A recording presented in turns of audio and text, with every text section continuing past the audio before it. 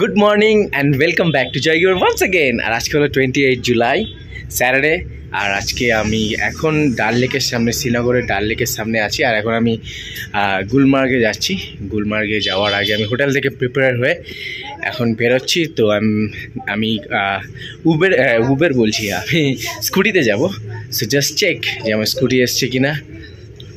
এটা হলো আমার রথ, আমি এই রথে আজকে যাব। এন্ট্রক আমাকে বলেছে যে এটা নতুন মডেল, সো আমি একটু ভিডিও করে নিচ্ছি।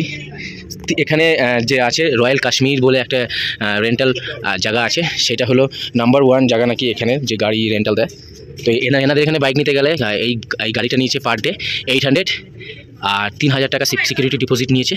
আমরা যে কদিন রাখতে চাই ওনারা একবারে টাকা নিয়ে নিয়েছে, আর বলেছে যদি রাস্তায় কোনো প্রবলেম হয়, কোনো কিছু হয়, ওনাদেরকে ডাইরেক্ট ফোন করতে। আর এনাদের কাশ্মীরিদের ব্যবহার খুবই ভালো, হোটেল কিংবা যে কোনো জায়গায় যাচ্ছি আপাতত খুব ভালো পেয়েছি। ওকে, তো দেখা হচ্ছে রাস্তায়। তো গাইস, গুলমার্গ যাওয়ার পথে আমি প্রথম এখানে স্টপ করলাম। আর এখানে দৃশ্যটা হলো ঠিক এমনি।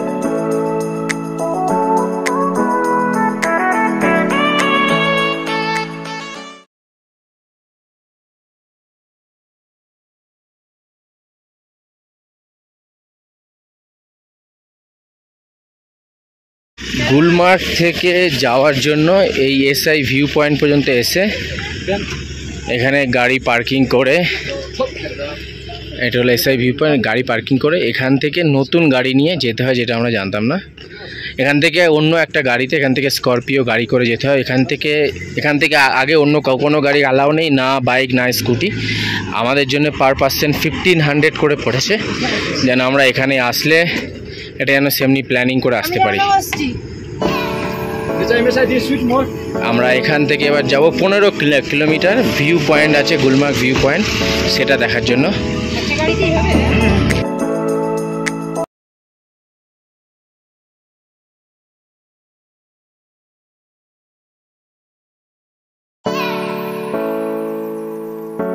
যাওয়ার পথে এটা হলো সেলফি পয়েন্ট, আর এটাকে দেখতে পিছন থেকে ঠিক এমনি লাগছে।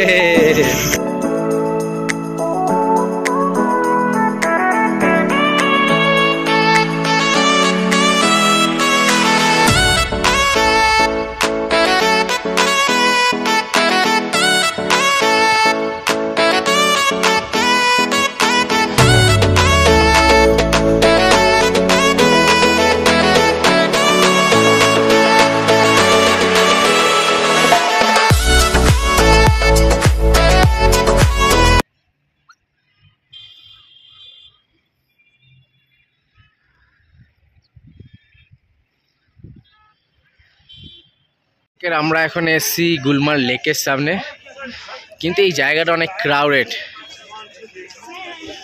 দেখাচ্ছি,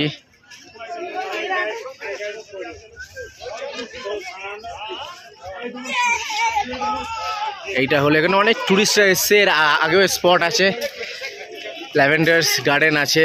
এখানে আমরা এই ভিতরে ঢুকে আগে গিয়ে ফটো তুলতে পারি, কিন্তু আমার মনে হয় এই জায়গাটা অত অ্যাট্রাকটিভ না। আমরা আগেরটায় গিয়ে ফটো তুললে আরও বেস্ট। এরপরে আছে পুরো বর্ডার, পুরো আর্মিদের, সেখানে কেউ যেতে পারে না। আর যেটার জায়গার নাম হলো গুলমার্গ লেক বলে পয়েন্ট। এখানে তো একটু ঝোল আছে, এখানে অনেক জায়গায় ঢুকতে গেলে টিকিট নেয়, কিন্তু যেখানে টিকিট নেয় না সেখানে গল্ফ বা অন্য কিছু খেলতে হয়। আমাদেরকে বলেছিল যে সব কিছু এর মধ্যে, কিন্তু এখানে ঢুকতে দিচ্ছে না। এবারে যাই হোক, আমাদের ট্যুর গাইডটা এসছে, কথা বলছে ঢোকানোর জন্য।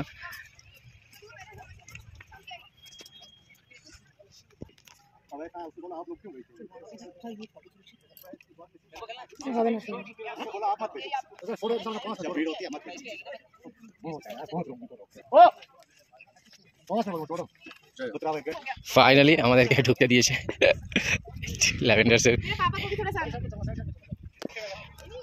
অনেক ঝামেলার পর এই ল্যাভেন্ডার স্কুলের জন্য এখানে এসছি। কাশ্মীরে এসে প্রবলেম সেটা হলো যে এখানে কয়েকজন লোক বলছে যে এখানে ঢুকতে দেবে না, কিন্তু অনেকজন লোক ফেন্স থেকে টপকে ঢুকছে। কিন্তু আমরা ফাইনালি, যে আমাদের ট্যুর দাদা ছিল, কায়গাকে ফোন করার পর ফাইনালি আমরা এখানে ঢুকতে পেরেছি।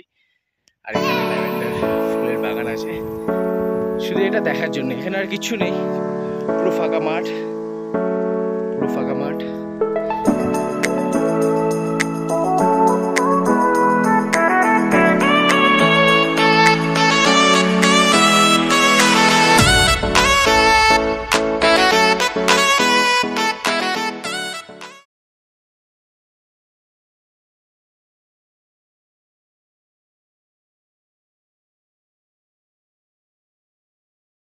আমি আছি গুলমার্গ ভিউ পয়েন্টে।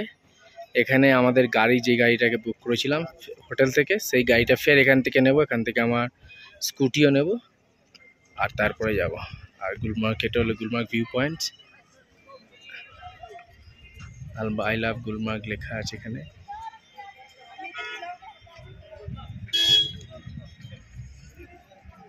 আর এখানে সব গাড়ি এসে এখান থেকেই যেতে হয়। আর বাইরের গাড়ি নিয়ে আসলে এখানে ইউনিয়ন আছে, এখানে গাড়ি চেঞ্জ করতে হয়।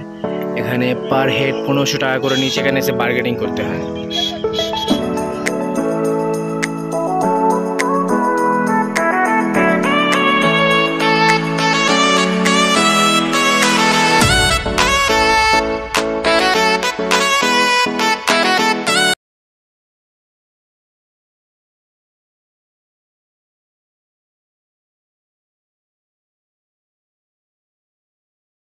এখন আমাদের লাঞ্চের সময়, লাঞ্চের জন্য চলে এসেছি এই জায়গাটায়, রেস্টুরেন্টে।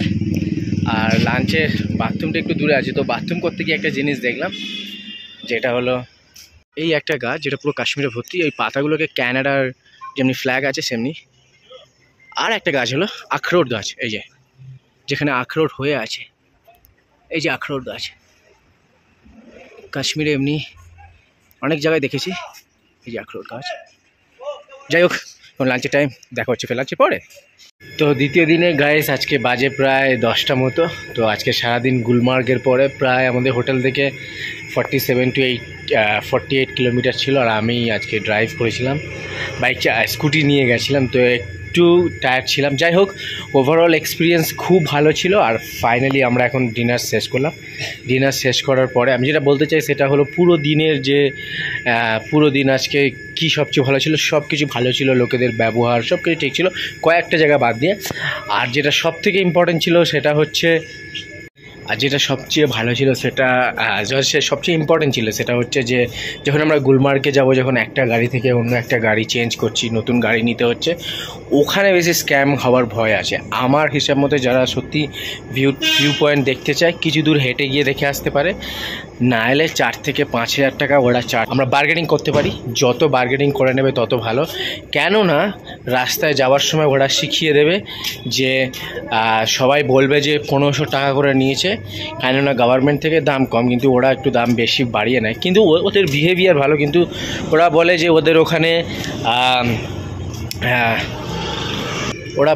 ওদের ওখানে ইউনিয়ন আছে। সো ইউনিয়নরা জানলে আরও বিভিন্ন কিছু বলবে, সো চিন্তা করলে ভালো। তো আমার হিসাব মতে ওদের ওইখানে বার্গেনিং করা ভালো, যদি আমরা পুরোটা ঘুরতে চাই। আর তেমনি খুব একটা আহামরি কিছু নেই, শুধু ভিউজ আছে, যেটা আমরা রাস্তাও দেখতে পারি। কিছু জিনিস ভালো আছে।